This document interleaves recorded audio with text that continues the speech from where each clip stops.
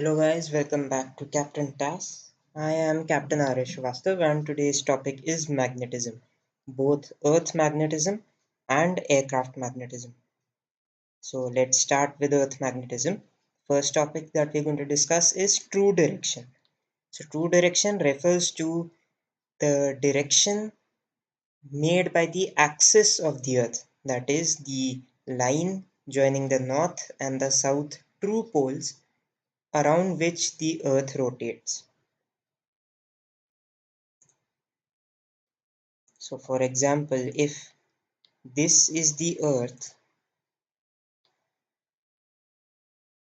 and its axis is somewhat like this, with this being the North Pole and this being the South Pole.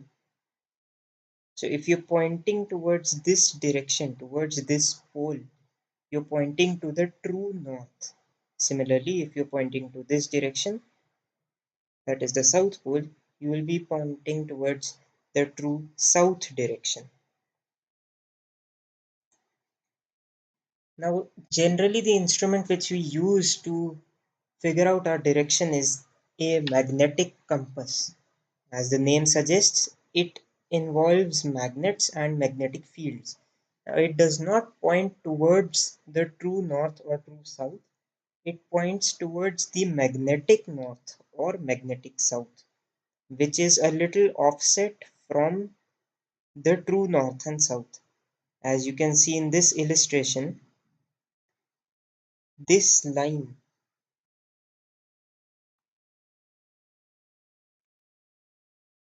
this bold black line, is the axis of the Earth, or is the line joining the true north and true south poles. Whereas the blue and red slightly tilted line is actually the magnetic north and magnetic south, which is offset from the true north and true south. Hence, this is magnetic direction. Now we come to the next topic, which is variation. So, as we know the mnemonic CDMVT, CDMVT, where C is for compass, D is for deviation, M is for magnetic, V is for variation, and T is for true. So now all these C, M, and T are directions, that is compass north or compass south or compass direction. M is magnetic direction, T is true direction. Now the topic we're going to discuss is variation, that is between M and T, which is magnetic and true direction. So what is variation? Variation is nothing but the angular difference between the directions of true and magnetic north. So as the mnemonic suggests in CDMBT, since V is between M and T, it is the difference between magnetic and true direction. Now, another thing to note is a line on the surface of the Earth joining points of equal magnetic variation. For example, if in Delhi the magnetic variation is 5 degrees west, and in Lucknow it is again 5 degrees west, and say Guwahati it is 5 degrees west. So, any line that joins all the places that have a variation of 5 degrees west will be known as an isogonal. The next topic is change of variation according to the observer's position on the earth. As you can see in this diagram, you can see that the true and magnetic poles are different for all the 4 observers, or rather 5 observers, that is A, B, C, D, E, on the surface of the earth. So since for E, that is echo, the true and magnetic pole lie on the very same arc of the earth, there is no variation or there is zero variation. Any line of zero variation is called an agonic line. Similarly, for A, true and magnetic are different since true is to the west of the magnetic pole, and for B, true is to the east of magnetic pole. So they are different for all the observers. Now, at the poles, as can be shown in this diagram, this is the true pole, this is the magnetic pole. Let's suppose we have an arc where the variation is zero, that is an agonic line. But if you are anywhere between the true and the magnetic pole, your compass will point in the opposite direction. That is, if you are at position A and the true pole, this is the north pole, you're of course pointing towards the north pole, but your compass will show that the north direction is behind you, that is to the south of you, since you're between the magnetic and true poles. Hence, the maximum value of variation is 180 degrees, and the minimum value is of course 0 degrees. Then we have the real variation map. Basically, they've plotted variations on the surface of the earth. Real variation at the poles. Now, another important thing to note is isogonals converge on both the true and the magnetic north and south poles. So, isogonals are going to meet at both the magnetic as well as true poles, whether it is north or south. And between these, again, they run through each other, with some places having variation of 180 degrees, as we discussed. Now, variation can change with time. There are three predictable cycles. First one is the secular. Secular meaning long term changes. So, any change in variation, for example, if the variation at Delhi is 5 degrees west today, and say after 100 or 200 years it becomes 3 degrees west, this change is known as a secular change. Annual change is a sinusoidal change, that is, it will increase and decrease with time, and that period being 1 year. Diurnal is again a sinusoidal change, that is, it will increase and decrease with a period where the period is 1 day. So hence secular is long term, annual is every year, and diurnal is every day. Other local anomalies that may affect variation are solar activity, that is solar flares or increased energy activity of the sun, or we can have magnetic deposits or rock formations that cause the magnetic field to be different and hence the variation to be different as well. Isogonals are regularly updated on the charts. The next topic is the magnetic dip angle. Now, the angle of dip is basically the angle between the Earth's magnetic field and the compass horizontal component, as shown in this figure. Here, H is the horizontal component of the Earth's magnetic field, Z is the vertical component, and here the needle is pointing a little downwards since it points towards the resultant magnetic field, that is the vector sum of the horizontal and vertical component H and Z. Resultant is T, that is the total magnetic field of the Earth, and the angle between the pointer and the horizontal component is known as the angle of dip. Angle of dip can also be better understood or imagined by the theory of angle of attack, where if the relative airflow is exactly parallel to that of the Earth, but the aircraft is pointing downwards, and still maintaining its lift and maintaining angle of attack 0, then the pitch attitude becomes the angle of dip. Now, since we only have to determine horizontal direction, the vertical component is of no use to us, but the only use it has is knowing the angle of dip at a particular location. Now, the angle of dip can have a maximum value of 90 degrees, that is, at the magnetic north or south pole.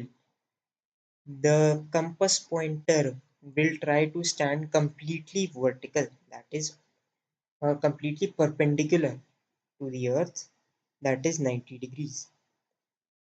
So hence, what important points we have studied in this topic is isogonals, that is lines of equal variation, and variation is nothing but the difference between the magnetic and true direction. Then we have agonic lines, that is lines of zero variation. Now variation has a minimum value of 0 degrees, maximum value 180 degrees. Angle of dip, on the other hand, has a minimum value of 0 degrees, that is at the equator, and maximum value of 90 degrees, that is at the magnetic poles.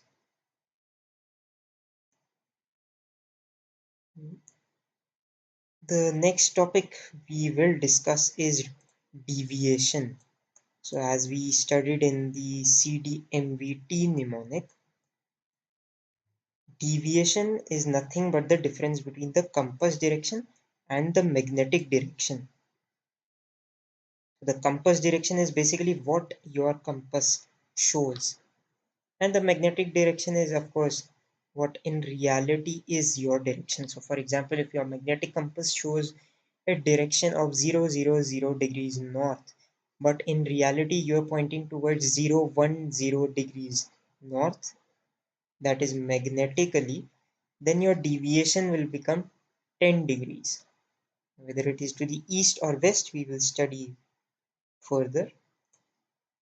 Basically, deviation is the angular angular difference between the compass or magnetic north.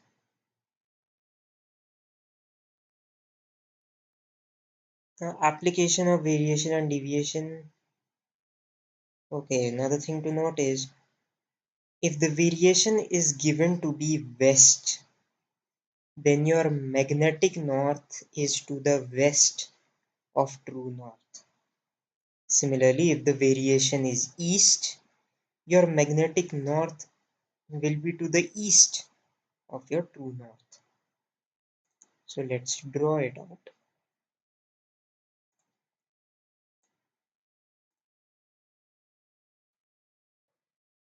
If your variation, let's for example assume it is 10 degrees east, since it says east, if this is your true north, so if it says east, then your magnetic north will be to the east of your true north by 10 degrees. Similarly, if it would have said 10 degrees west, then your magnetic north would have been to the west of your true north by again 10 degrees.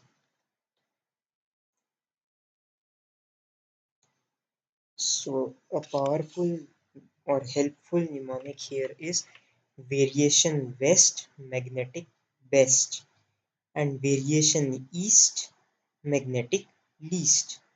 So what this basically means is the opposite of CDMVT, where if your variation is west,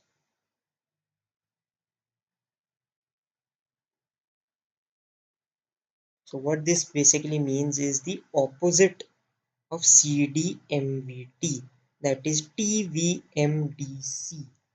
So if your variation is given to be west, then you will get your magnetic component by adding to your true component since you're going in this direction. So if your variation is west, then magnetic will be best, that is greater than your true component. Similarly, if your variation is east, you will subtract that from the true and get your magnetic component, that is variation east, magnetic least or less than your true component. Similarly, for deviation, again we have deviation east, compass least. So again, if your deviation is 10 degrees west, let's see, the deviation is given to be 10 degrees west. That means it will lie to the west of your magnetic north. Since it is a relation between the compass and magnetic north, 10 degrees west means your compass north will be to the west of magnetic north by 10 degrees. Other examples given in the book use the same terminology. Another thing to note is east conventionally is denoted as plus and west is denoted as minus. So let's see how we use CD and VD. So if we have CD, M, V and T. C is compass, D is deviation, M is magnetic, V is variation, T is true. If you are going in this direction, that is your given compass, you have deviation, you have to find out magnetic, then you have variation, then you have to find out true. Then in this direction, east will be plus and west will be minus. That is, if you have a compass direction of 0, 0, 0 and your deviation is 10 degrees west, then your magnetic will be subtracting from your compass, which will come out to be 350 degrees. Now, if your variation is given to be 10 degrees east, then you will add 10 degrees to 350 to get your true direction of 0, 0, 0. Now, the opposite of this happens if you are going in the opposite direction, wherein east will be minus and west will be plus. So if you're going in the opposite direction with a true direction of 0, 0, 0, your variation 10 degrees east, you will subtract it since east is minus to get 350, and if your deviation is 10 degrees west, you will add it to 350 to get your compass direction of 0, 0, 0. Let us look at some definitions. Heading. Heading is the direction in which the fore and aft axis, that is the line joining your tail to your nose or your longitudinal axis, whichever direction it is pointing is known as the heading, and it will be measured from the true magnetic or compass north. Variation, again we studied, is the difference between the magnetic and true north. Deviation is the difference between the compass and magnetic north. Isogonals are lines of equal magnetic variation. Agonic lines are lines of zero magnetic variation. Angle of dip is the angle in the vertical plane, of course, between the horizontal component of Earth's magnetic field and your compass pointer. Isoclinal. Now, this is a new term. Isoclinal is the lines of equal magnetic dip, and aclinic are lines of zero magnetic dip. Same as the isogonals and agonics, isoclinal and aclinic are related to dip. Now, not to get confused between isogonals and isoclinals, you can remember isoclinals basically is derived from the word incline or decline. Now, angle of dip means your compass pointer is dipping or declining towards the earth. Hence, isoclinals and aclinic are lines of lines related to magnetic dip. Now the questions given are, first one is sensitivity of a direct reading magnetic compass. Options given are inversely proportional to the horizontal component, proportional to the horizontal component, inversely proportional to the vertical component, and inversely proportional to the vertical and horizontal components. Now, since we have studied that we have nothing to do with the vertical component, hence over here option B, proportional to the horizontal component of Earth's magnetic field, is the correct option. Number 2, what is the definition?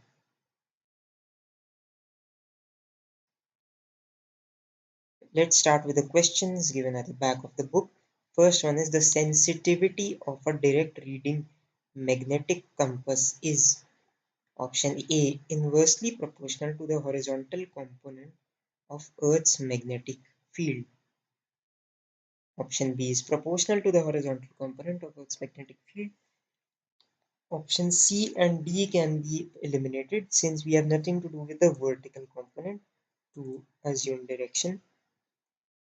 So hence over here we either have inversely proportional or directly proportional to the horizontal component.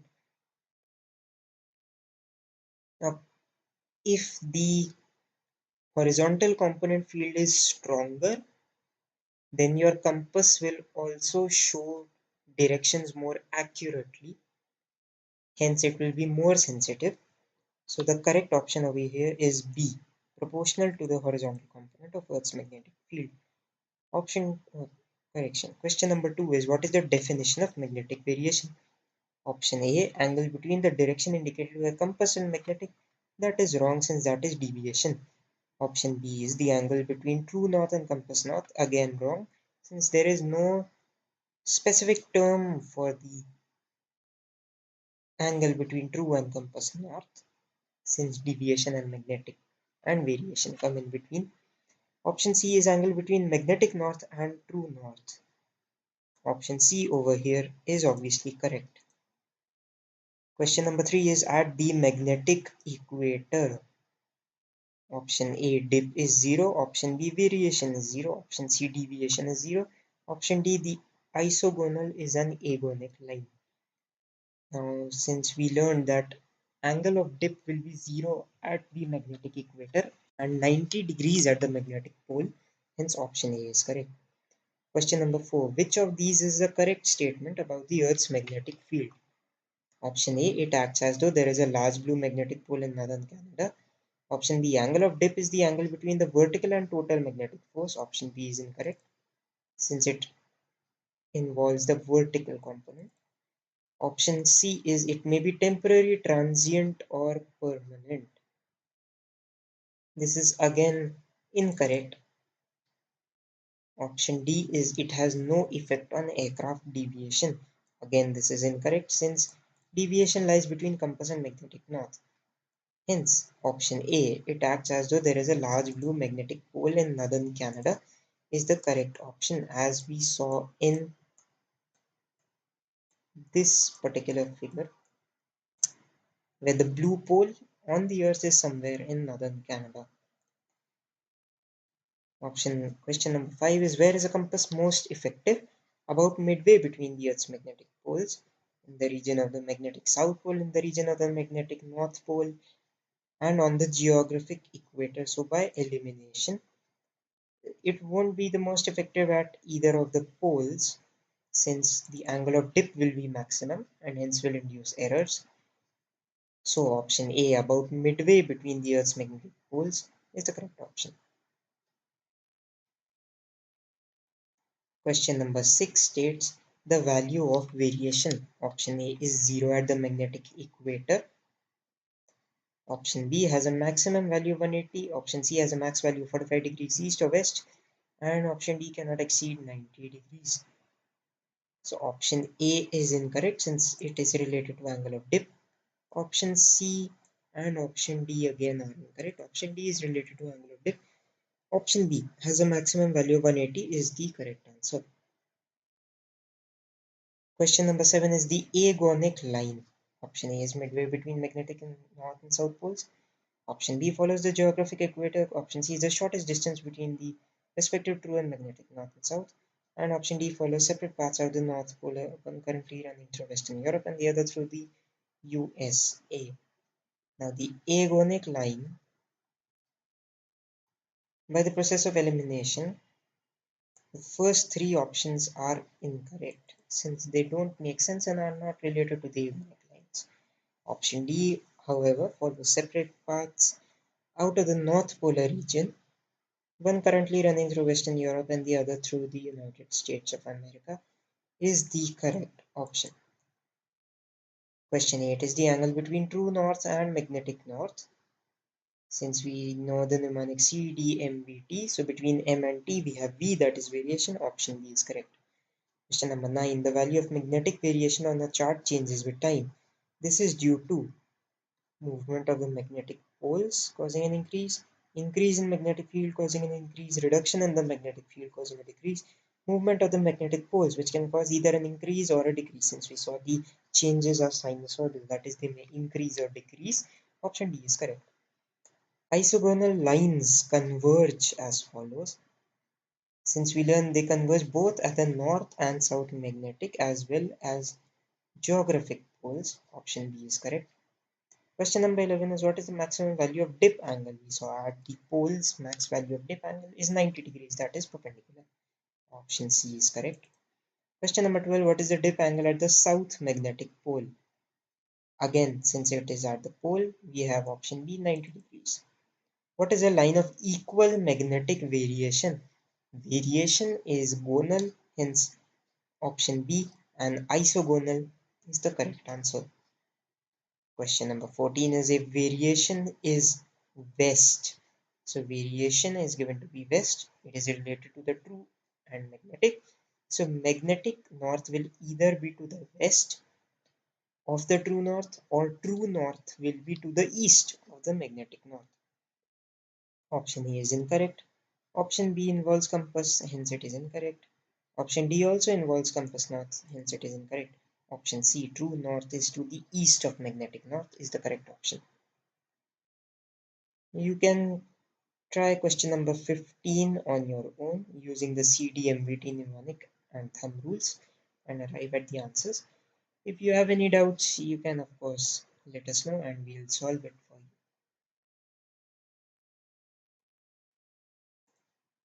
Now, since we are done with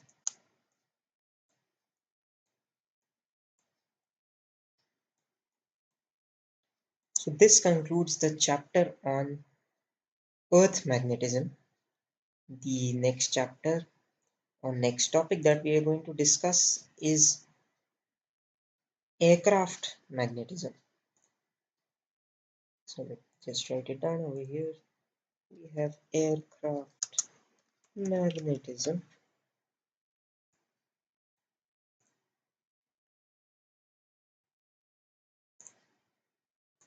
So let's see what we'll study in aircraft magnetism.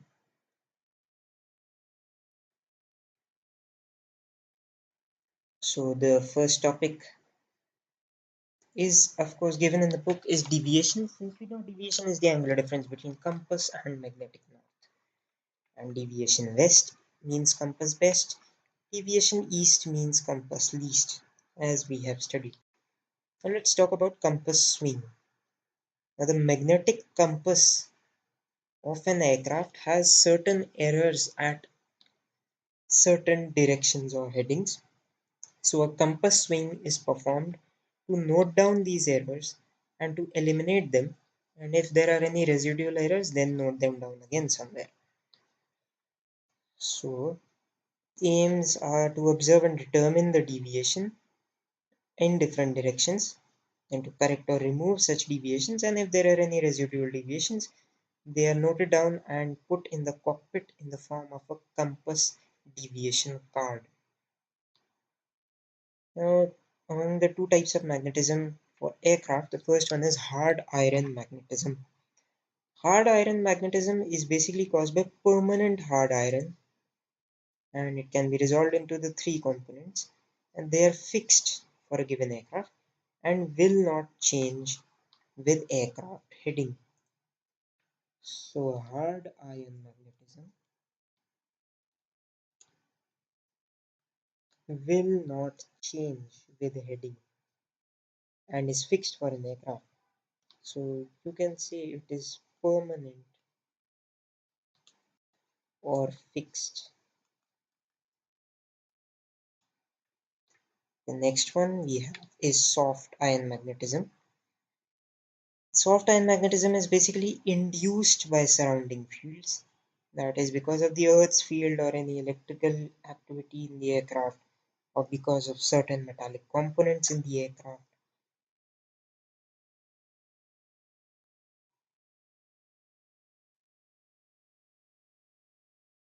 Now again the deviation induced by soft iron magnetism is sinusoidal and in different directions is different as can be shown in this particular picture. Again it is a sinusoidal change. Shown here is the positive and negative deviation and heading changes and how it affects because of soft iron magnetism. Another thing to be remembered from aircraft magnetism is coefficient A, coefficient B, and coefficient C. So when performing a compass swing, we have three coefficients, coefficient A, B, and C, whose sum is added up and the mean is found out, and hence you get different deviations. So coefficient A is a mechanical problem. So the pointer in your compass is displaced from the actual direction. So if the compass is really showing 000 degrees without any error, but your pointer is displaced mechanically to say 010, then that is under coefficient A. Coefficient B is any deviation in the easterly or westerly directions. Coefficient C is any deviation in the northerly or southerly headings. Another thing to remember is the accuracy limit of a direct reading magnetic compass is plus or minus 10 degrees. We have discussed hard iron magnetism and vertical soft iron magnetism. Another formula to remember is tan of dip is Z upon H. So tan of, let's say, alpha, where alpha is the angle of dip. So tan alpha will be Z, that is the vertical component, divided by H, that is the horizontal component of the Earth's magnetic field. Now, occasions for swinging the compass is where the compass components are newly installed or replaced. So, of course, for the first time, we need to perform a compass swing. Whenever the accuracy is in doubt, or after a maintenance inspection, or after significant aircraft modification, repair, or replacement, or if you're carrying ferromagnetic or highly magnetic payload, the compass has been subjected to significant shock. Since we know if you hammer a magnet, there will be a change in its magnetic properties. Hence, if you have a significant shock to the aircraft or the compass, you need to perform a compass swing. The aircraft has been struck by lightning, again electrical activity, significant modification to aircraft radio or electrical systems, again differences in readings because of electrical fields. After the aircraft has been given a new theater of operations, the move involves a large change of magnetic latitude. Now, since we discussed that uh, your tan dip is Z upon H, that is the max deviation. Now, if there is a change in latitude, there will be a change in the horizontal and vertical component, and hence a change in deviation as well. And if the aircraft has been in long term storage, standing in magnetic. Let us come to the questions. First question is European regulations state that the maximum permissible deviation after completion for the Direct reading compass. Since we studied above, it is plus or minus 10 degrees. Option A is the correct option. Question number 2 is compass swing should be carried out. Option A on the apron. Option B only on the compass swinging base or sight. Option C at the holding point. Option D on the active runway. So we have special sights for compass swinging. It is known as a compass swinging base or sight. Hence, option B is correct. Since you can have other interfering objects either on the apron or the holding point or the active. Question 3 is aircraft magnetism caused by a vertical soft iron. Since we studied hard iron, magnetism does not vary with heading or latitude, but vertical soft iron does. Hence, option B is correct. Varies with magnetic latitude but not with heading. Question number 4 aircraft magnetism caused by hard iron. Option A is not usually influenced with the Earth's magnetic field. Option B varies directly with magnetic latitude. Option C varies indirectly with magnetic latitude. And option D is maximum on east and west. Now, since we've studied that it is not influenced